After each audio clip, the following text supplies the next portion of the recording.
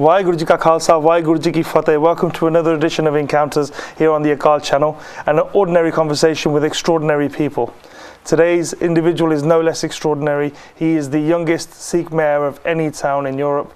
He was the mayor of Gravesend. He's been a parliamentary candidate for the Labour Party in the last election from the same constituency. He's the current president of the UK Gatka Federation. He is, of course, Dhesi. Paji, Waheguru Ji Ka Khalsa, Waheguru Ji Ki Fateh. Paji, I've attempted to introduce you as best I could. What I forgot to mention there was that you are an alumni of both Cambridge and Oxford University. But welcome to the show. Thank you, Raj, and thank you very much, Gurmukh Paji, for your very kind introduction. And I do hope that Akal channel viewers will enjoy our encounter this evening, and hopefully it will not be as bruising as our last one. I can assure you it won't be. Thank you, and we thank you for your participation today. Thank you. We will go on to what you do currently, but you have been one of the heavyweights of the political spectrum as far as Sikh politicians in the UK are concerned. With that, I'm talking about your senior position in the Gravesham Labour constituency party. You were the candidate for the Gravesham constituency, yes, at the last election. There's been a lot of talk now that there are no Sikh MPs and there's no Sikh, parliamentary representation from an elected point of view. What's your opinion on that? Yeah, I think you've hit the nail on the head. I think it is a travesty in terms of British Sikhs and their participation in mainstream politics. As you've rightly said, in the current Parliament, out of 600 MPs, we have 0 Sikh MPs, whereas we should, if we go by population, whereby British Sikhs constitute 1% of the UK population, so therefore we should have approximately 6 or 7 MPs, but we of course have 0. Likewise, in the House of Lords, the upper chamber in Parliament, we have, I believe, 2 Sikhs at the moment. Lord Suri, yeah, so Lord Inderjit Singh and Lord Suri. And if we go by population, again, at the very least, there should be 8 or 9 Sikh lords. So it seems to me that either we as British Sikhs aren't engaging effectively with the mainstream system, or either the mainstream system is leaving us behind, or a combination of those and other factors. But yeah, I think it is very sad, and the likes of myself are trying to correct that by engaging as much as we can. Obviously the likes of me we do full-time work. Yeah. So I'm involved in the construction industries, and I have been working in construction for almost 15 to 20 years now. But if you want to serve the wider public, if you want to serve society, you've got to take time out from your own busy schedule in order to engage and in order to serve. So Seva. Yeah, Seva. So there are many superb individuals who engage either through the Gurukas, so during their service to the Gurdwara, and so many individuals engaged in whether it's within the committees, whether that's in the sports sections. There are others who engage through charity. So lots of Sikh, excellent Sikh charities out there. And there are sporting and other cultural organisations as well that promote Punjabi culture or the Punjabi language. All of those are important, and that is seva in different forms. And I see what I'm doing as another form of seva, but it's a sphere wherein we have got minimal success at present. And even during the last Parliament, there was only 1 Sikh out of 650. And I think up to now there have been less than a dozen, throughout British history. So we've had 2 or 3 or 1 or 0. At what point is it the limitations of what the established parties are allowing us to do, and at what point is it our own fault as a community?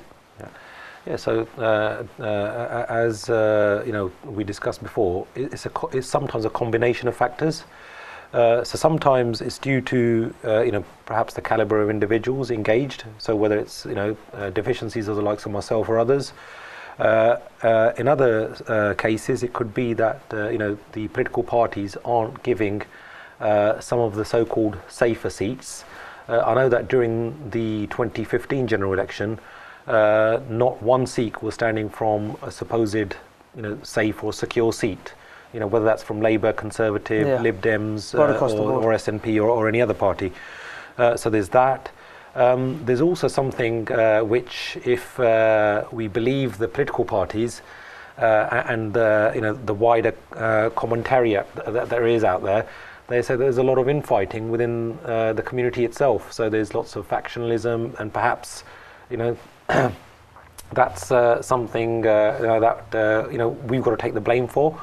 So that well, you said that there was one Sikh in the Parliament, last Parliament before this. He didn't hold his seat. Yes. Was that a question of the party not backing him, or was that this infighting you're alluding to? No, I think obviously the party, I'm assuming, has backed him because they reselected him for his seat. But then it's up to the electorate. It depends also on how that individual conducted himself during the last 5 years, because the other thing that you quickly begin to realise in politics is that you can't please all of the people all of the time. You've got to take a stand on various issues. If you get wishy-washy, that's not really going to wash it with the public. Yeah. And no pun intended there. But in terms of if you've got certain issues, if I take a stand on a particular thing, that might please this half, but you might have an opposing view, and therefore you think, oh look, 1 minute, he's not representing my viewpoint. So that's how I think any community can in essence become divided, or different people back different political parties, or there are also, as we know within politics or general community life, there's different agendas. So that's a success or failure of a candidate can be due to a whole host of reasons. Multiple factors. With these factors and your own insight into how this works, can you see this sort of attempt by us to be... Look, we all have parliamentary representation because we vote for our MPs. That's it. But when we're talking about representation for Sikh issues in particular, do you think we actually need a Sikh MP there? I think if anything, we actually need not just one, we need several Sikh MPs, because I think it is the role of any democratic system to try to be as representative as possible of the community. And that doesn't just pertain to the Sikhs, it also pertains to women, to have effective representation. It depends on having effective representation from different minorities. It also depends on having people with disabilities effectively represented and so on. So, there are differing communities and differing perspectives, whether it's young or old. But those perspectives, can they not be sort of included through the team? Like the MP has his staff. Should the staff not be made up of different cultural identities, if you like? Ultimately, it's the person that stands up, in Parliament to articulate those views. And I do have some sympathy, with what you've just said in terms of that person when they're articulating their viewpoint. Perhaps certain individuals will have a deep insight into the Sikh psyche or into Sikh issues or Sikh affairs, whether that's within the UK, whether it's within Europe, whether that's issues affecting Sikhs in North America, in India and elsewhere around the world. However, I think the reason why it is desirable to have more women, more Sikhs, more ethnic minorities and so on, why it's better to have a diverse parliamentary system is simply because those individuals, say for example, if you are a young female, you will have more of an empathy or more of an affinity to those issues, and therefore you will have your own interest to articulate those viewpoints. When you've got the platform. Slightly. Definitely, I think that's where you can have a better democratic system. And that's why, in terms of women, if we look at what the Labour Party's done, it is engaged in positive discrimination in the sense that we've got all women shortlists for particular seats.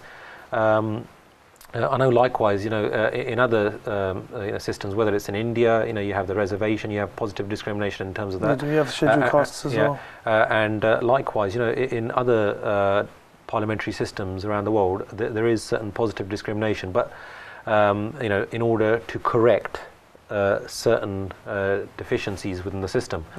But with regards to British Sikhs, I think that's something that we've got to realise, that we've got to up our game. Whether that's, in terms of Sikh organisations lobbying, we have a lot of good work done, whether it's likes of the Sikh Council UK, the Sikh Network, the Sikh Federation, and a whole host of other organisations that try to engage with the government and try to engage with the political parties. But we are certainly not at the level of some of the other sub-communities within Britain.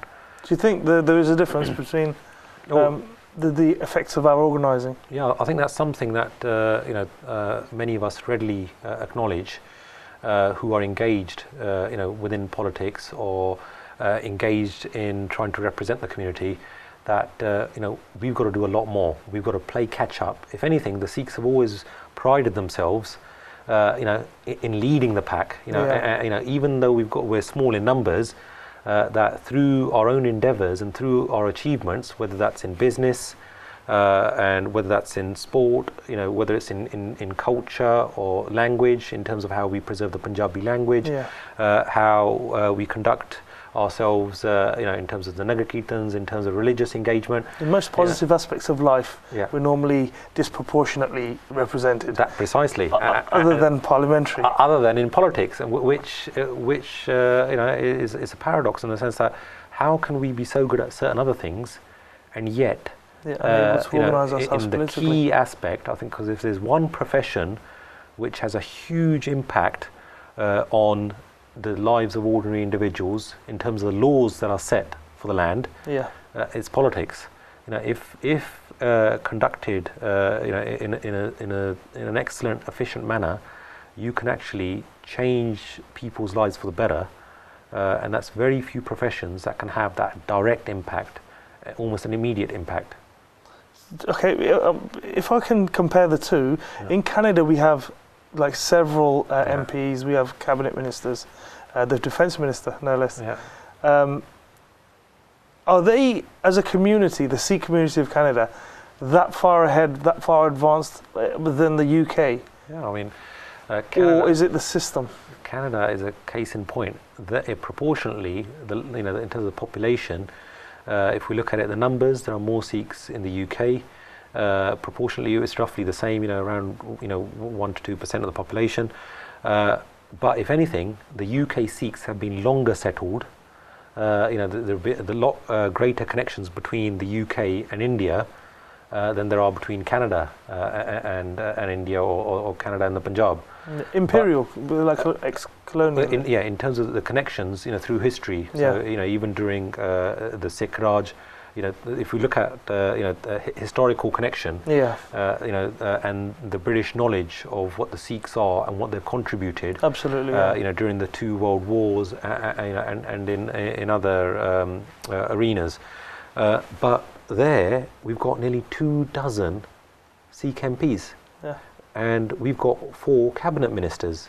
We've got 1 female Sikh cabinet minister who's also become the leader of the House. She has become the leader. And as you rightly pointed out, that the defence minister, an amazing achievement for a Sardar to be heading up the defence ministry of a country. So that is a source of great pride, I think, not just for the Canadian Sikhs, but for Sikhs worldwide. Absolutely. But I think they've done it. Obviously, they've got a lot of concentrated population centres within BC, within British Columbia, within Ontario, around Toronto and so forth. But also, I think it's a case of them being able to better engage with the political parties.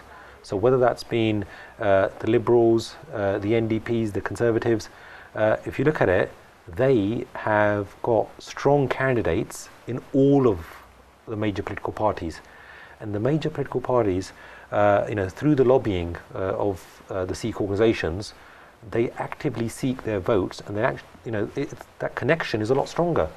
I think, for example, during the last elections, the Liberal Party, under Prime Minister Trudeau, they managed to engage probably the most effectively. They had a lot more candidates, especially in a lot more of the winnable seats. And I think that translated into votes from the Sikh community as well. It was a fresh approach by young politicians. By young politicians, yeah. So let's hope that we can learn from that. But we've got to learn in terms of a community, as a British Sikh community, as to how we engage with the mainstream, changing how we actually do things, so that hopefully we can achieve greater things for the Sikh community and also for the Sarbat da Bhala as well, for the goodwill of all. Your understanding, because I get to ask you these questions, it's a bit different to regular encounters when we have somebody with a particular skill and a particular affiliation and experience in certain things. So we get to switch, like we've just gone talking about the UK Parliament, we've moved on to the Canadian political process scene. Now we could, if we can quickly move on to the Punjabi one, because you're historically, or as a young man, not that you're not a young man now, you're still a young man now. Thank you. But as a student, you were at Cambridge University, you did an MPhil in, and your paper was the history of the Punjabi Suba. Punjabi Suba, yes, well researched, well done. So with regard to that, what is the political situation in Punjab as we speak? We hear a lot about Aam Aadmi Party and things like new initiatives and getting out the old guard and Badal corruption and drug issues and stuff. Where is Punjab heading politically? I mean, with regards to my own experiences, as you've rightly said, my MPhil thesis was on the Punjabi Suba. That was within my South Asian history and politics degree. But my connections with the Punjab are more deep-rooted, in the sense that although I was born and brought up in Britain, for 4.5 years, due to the wishes of my parents and the elders, for 4.5 years I've actually studied in the Punjab. So when I was 4.5, I went out there, and then I came back when I was about 9 years old. So my affinity... So when everybody else's kids were going to primary school here, you were most of my primary school education was in the Punjab. Right. And therefore, I think that was because the family elders and the parents, they thought that what they wanted was to ensure that we get the best of both worlds, so that we can have that attachment, with the Punjab, with the Punjabi language, the Punjabi culture, with our elders, with the bend, with the village, with the town, and also to engage more, with Sikh culture, because when you're in the Punjab, you can easily go to the Darbar Sahib or Takht Sri Keskar Sahib and so on. They're all just literally you're living history. So you're living and breathing it, but with regards to how politics, within the Punjab is, it is very, very different to the UK political arena. Although I think if recent events are anything to go by, there is a lot of friction and factions even within British politics as well. So that's within a party as well as outside. Your party at the moment is in the middle of a throes of a civil war. I think if you look at any political party, there are always different wings, and that's just under the surface. Whether it's the Conservatives, they've just had I think cloak and daggers, in terms of how they eventually arrived at the current leader. But my engagement also in the Punjab is in the sense that we've got friends and family who are engaged in different political parties.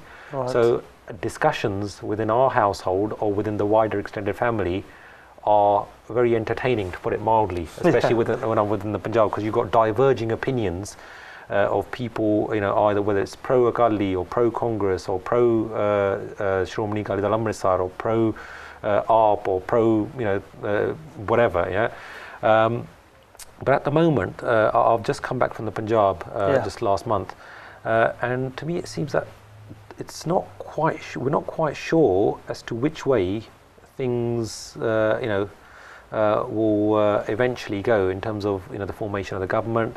There's no one clear favourite. Most of the people that I spoke to were of the opinion that it's too early, too close to call. Too close to call. Yeah, and also that it could be. It depends on who maintains or manages to, quash rebellions within their own parties.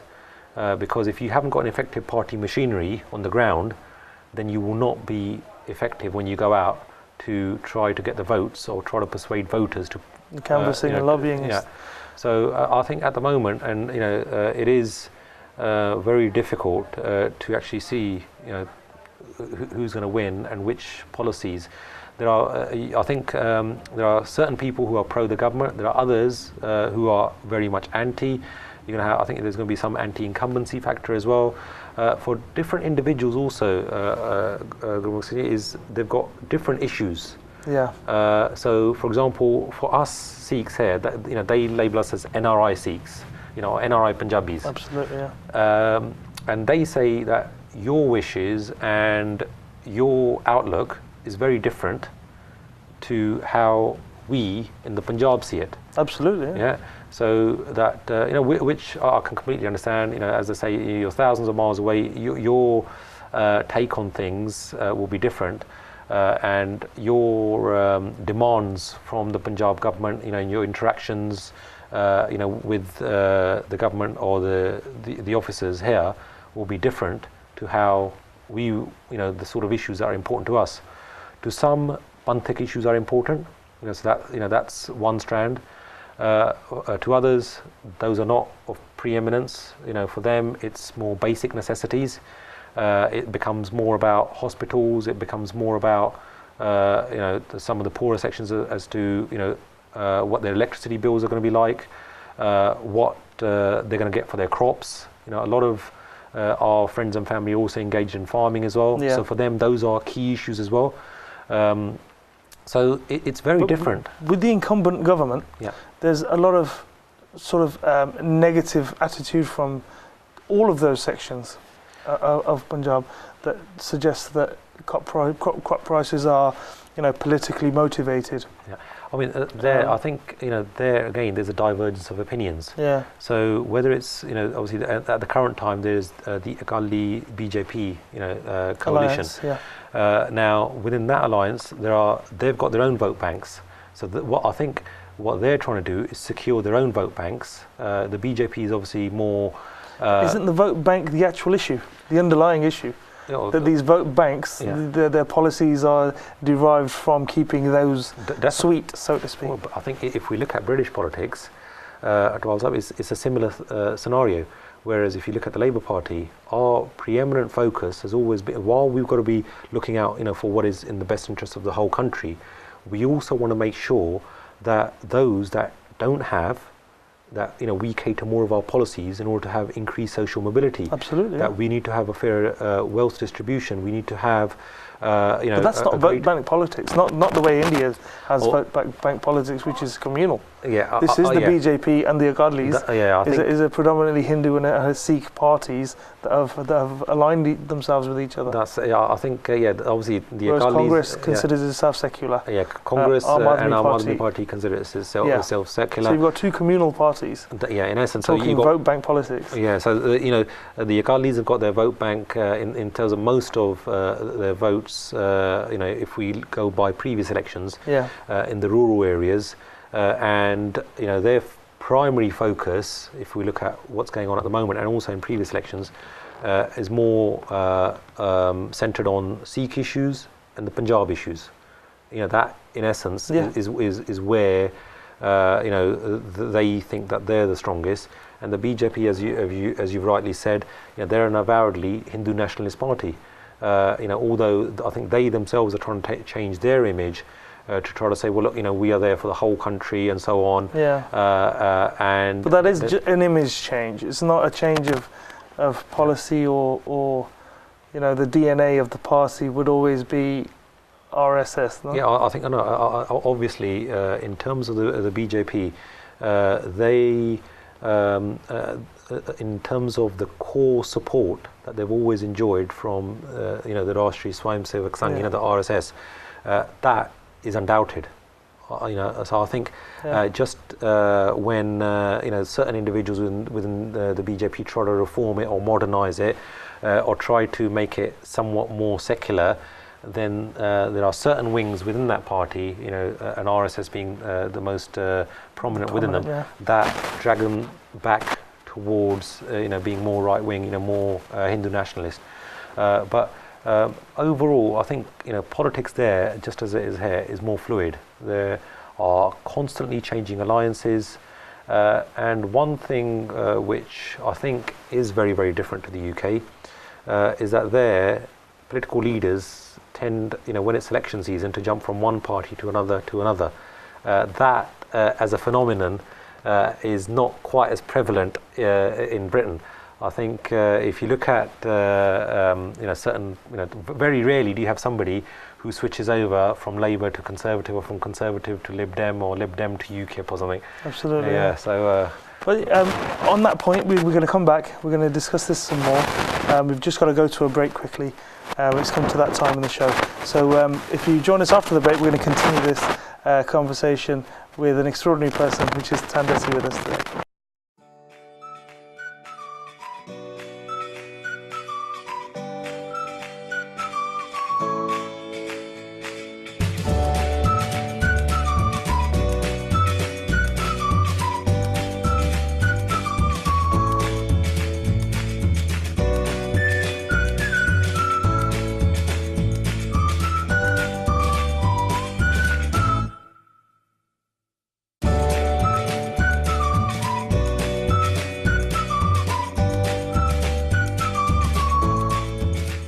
Welcome back to Encounters. We're still here with Dhesi discussing British, Canadian, Punjabi politics. But if we do move on from Punjabi politics, it is a never-ending circle. Yes. At the moment, your focus is on bringing back an old sport that is, if it's fair to say, am I fair to call it a renaissance? Yeah, definitely. I think a lot of my time in the current month in particular, and it has been for the last 3 or 4 years, is been trying to revive, the art of Gatka. Gatka, as your viewers will no doubt know, it's a martial art. It's an art form that has been, bestowed upon us by the gurus. Now, it falls upon Sikhs to try to ensure that not only do we preserve it, but we also promote and ensure that it flourishes. Yeah. In recent years, what seems to be happening is that we've got Gatka happening in Nagar Kirtans, or certain Gatka akhade, in their own local areas. They're trying against all odds to try to ensure that that art form is still prevalent. It doesn't become a novelty. That's it. But where the likes of myself, how I got involved, was about 4 years ago. I was asked by the World Gatka Federation to set up a federation, a Gatka Federation in the UK, to head that up and to ensure that we had a national championship each year. So our aim, Gurmukh Singh, is not to replace any Gatka tradition, because Gatka itself is a beautiful art, is a beautiful martial art, but it is in various traditions. So you've got the Baba Fateh Singh Gatka Akhada, the Akal Akhada, Akal Sahai. You've got different forms which are derived from different akhade back in the Punjab. Different disciplines. That's right. Of the same sport. But what the aims of the World Gatka Federation, and initially how it was set up was you had the Punjab Gatka Association that was set up, then the Gatka Federation of India, and they have organised not only town or village Gatka competitions, but they've now so advanced that they've got state level championships, district level championships. Yeah. They've got national championship now, which was just held in Delhi, and so on. So they've been holding those to ensure that we have a standardized form of Gatka, whereby all the different traditions, come under one set of rules for that particular tournament. How we've got. How did you arrive at the formalized rules? Yeah. So this, by the way, is the rule book, which that's the latest edition, the 2016 edition from the World Gatka Federation, and those rules and regulations were. Originally, it's the from the Lahore, the University of the Punjab. Yeah. In 1936, what we had was Major the original Punjab. Yes, the original Punjab. Pre-partition. Yeah. And then you had Major Kartar Singh Akali and others who, did a great deal of work to try to get some of the traditions and some of the rules and regulations formulated and actually put, in a standardized formalized form. into it, yeah. And then what the World Gatka Federation did, within the last decade, they try to modify some of those rules to try to have certain safety measures. Yeah. When we have the championships, you have face guards. You have the dal, the shield. Yeah. But that's in a bit more of a rubbery format. Rather than doing Gatka with the Kripana, so in terms of the actual competition, the one-to-one combat, we do that with a fadi soti, so with the sticks. Yeah. So the first time when they actually, sat down and agreed on those rules was in 2009. That's when the first edition of this rule book came, and then since then you can see from here, and I think the Yakar channel viewers will be able to see, it's not a small piece of work. It's, it's 75 odd pages book, with the books. You've got how the ground should be laid out, how the different dimensions of the dimensions, how the points. How the point scoring system works, etc., etc. So it is very detailed in its composition. So that's why when I was given the task, I did say to them, why don't you choose somebody, a Gatka bars, why don't you choose somebody from one of the Akhade to lead this up? And what I was told by Sardar Surinderpal Singh Oberoi, he's a Dubai-based businessman and a philanthropist.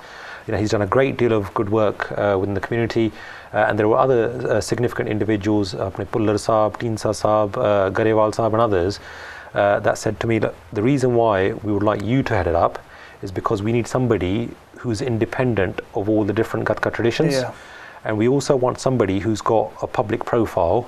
And at that time I was also the mayor of Gravesham as well, and somebody who regularly went between the UK and the Punjab as well. So they said we need somebody who will be able to connect with the tradition and within the setup that we've got within the Punjab. So and hence that's why they said that we want you to head it up here. So I've been the president of the Gatka Federation in UK since 2012. We held the first ever UK Gatka Championship in 2013. Yeah. And I was very grateful to the Guru Nanak Darbar Gurdwara. Who won that? There isn't one winner per se. Okay. What happens is, when the first championship in Gravesend, hosted by the Gravesend Gurdwara. Was that outdoor? All outdoor. So it was an excellent event. Very well attended, and I'm very thankful to the Sangat as well, for their support, and also media channels like yourselves, and the Punjabi, the print media as well. They did their best to promote it as well, and we had Akhade from across the UK coming along. So we had I think more than a dozen teams. And why there isn't one winner, to answer your question in particular, is that is divided into different categories. So we have men's competition for Isoti, then you have women's competition, boys and girls.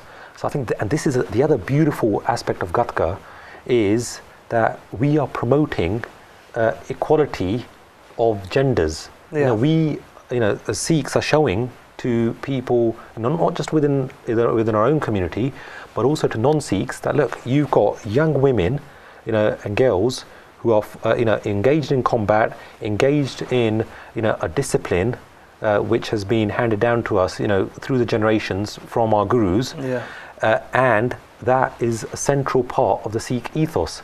So I think that speaks volumes about our concept of Sant Sipahi, but also about gender equality. And the other difference that you'll see is during other whether it's kabaddi, that's another very popular Punjabi sport, whether it's also in terms of football or volleyball or some of the other sports, they've got, I think, more backing but whether it's financially, unfortunately. I was going to come to this. I was wondering why that was. Yeah, but I think because they're a lot more, whether it's long-standing or whether it's the promoters that are involved. But kabaddi, wrestling, gatka, it's all been encouraged by our gurus. Yes, but I think gatka is where it's not, the discipline is a lot greater in the sense that you start off with an ardas. A central part of gatka is to do Naam Simran. So if you visit any gatka akhada across the UK or across the globe, in fact, they start off with not just physical exercise, but in trying to settle the mind. And that Naam Simran is also important. That's how the ustads of the akhade actually, try to impart that knowledge onto, the youngsters to say, look, this is not just about fighting, it's not just about combat, it's also about meditation, and it's about being calm, and that's why gatka promotes self-defense as well. It's not going out and trying to beat somebody else up. No, it's not. But I think the issue there, is that while we might not have the financial backing at present, I'm hoping that gradually more and more sangat will attend, and that then will lead to more and more interest from whether it's businesses. Then we'll have more sponsorship and so forth, as the championship itself grows. But another beautiful aspect is that when you have the Gatka Championship, the most of the audience is in fact women and children. It's not male dominated or male orientated. No, it's a family atmosphere. It's a family atmosphere, and hopefully some of your viewers will be able to enjoy it this time around as well. So this time it's a Birmingham Gurdwara on Smellikai Street. So we're sitting is that here outdoor or indoor? And that's actually indoor. It's at the Guru Nanak Gurdwara Smedik. It's on Saturday the 17th of September. So this coming Saturday, it starts at 11 o'clock. So the ardas to commence proceedings is at 11 a.m. And then we should finish the last bout by about 4 to 5 p.m. So I would encourage your viewers from across the UK to come and support the Gatka bars.